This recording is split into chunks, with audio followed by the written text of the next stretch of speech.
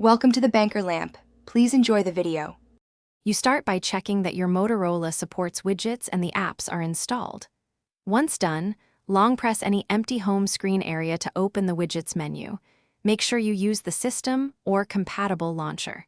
You want the app that provides the widget already installed and updated.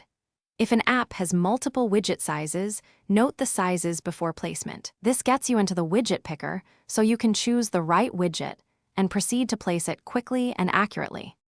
You drag the selected widget from the picker onto an available space. The launcher shows a preview that helps snap it to the grid.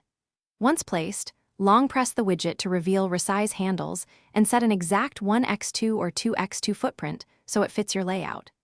Then open the widget's inline or app-specific settings to configure what displays, update intervals, and allow necessary permissions. If a widget requires a companion app, make sure you open that app to complete setup before you finish by arranging widgets across screens, stacking or converting into folders if supported, and moving elements until your home screen reads well. If a widget behaves oddly, remove it with a long press and add it again to reset its state. You can also reinstall the host app.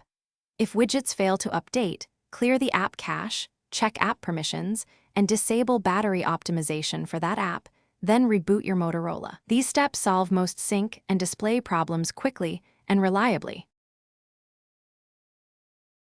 Thanks for watching. If this was helpful, leave a like and consider subscribing. See you next time.